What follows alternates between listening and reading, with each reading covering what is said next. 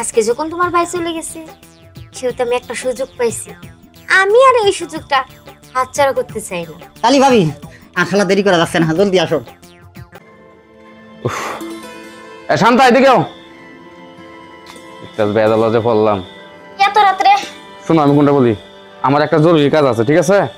আমার রাত্রে কিন্তু থাকতে হইব ওই জায়গায়। তুমি কি জানো না আমি যে রাত্রে বেলা একা একা থাকতে ভয় পাই? টেনশন করো না, ছোট ভাই তো আছে, সমস্যা কি? তোমার ছোট ভাই কি আর আমার সাথে থাকবে? ও তো আলাদা রুমে থাকবে, আমি তো ভয় পাই। বাড়ি তো আছে, তুমি টেনশন করতেছো কে? তোমার লগের রুমে আছে না?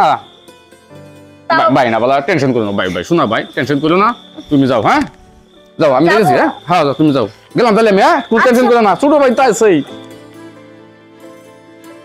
সাবধানে যাইও। কি করবো এখন? ভাই চলে গেছে। শালার শালার জীবনটায় আজ কতদিন ধরে একটু আশায় রয়েছি, একটি ভাবির সাথে একটি কথাবার্তা করবো, ভাবির সাথে একটু সময় দেবো। শালার মোটে পারি উঠতেছি না। আজকে ভাই গেছে, দেখি শালার ভাবি কি, আজকে ভাবির কাছে যাই।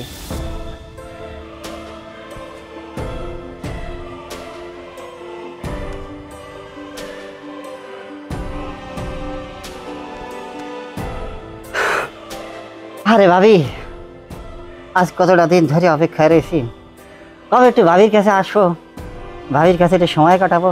শালার জীবনটায় একটা সময় সুযোগ মোটে বাইর করতে পারলাম না।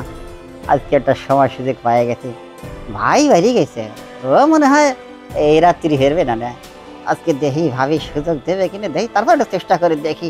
ভাবি যখন একটা আছে।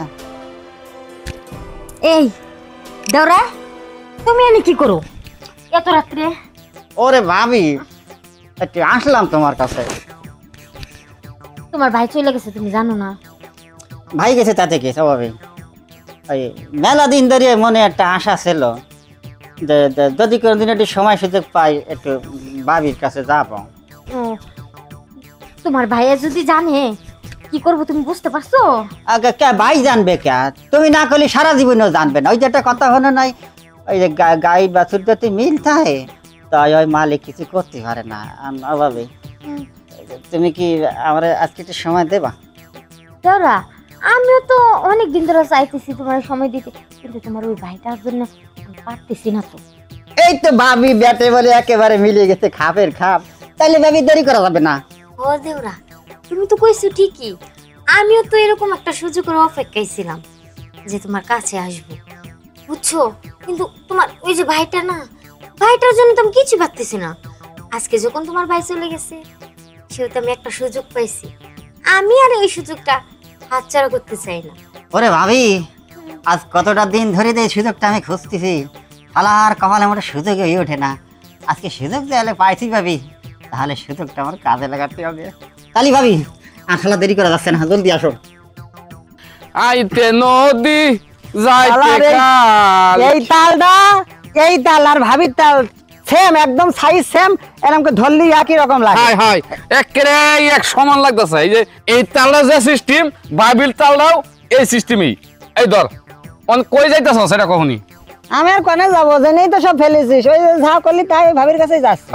তুই তো ভালো একটা জায়গা বিরসায় পাইছস, যাইতে পারোস, আমি তো কিছু ঠিক মতো যাইতে পারি না। আচ্ছা স্বভাবটা কিছু একটু পরিবর্তন কর। কে আমার স্বভাব কি? আমি কি খারাপ? আমি কি ভাবির কাছে তাল এমনি খাই? তাল দিয়ে তাল খাই। এটা ঠিক আছে, তাল দিতে তাল খাওয়া হয়, হ্যাঁ।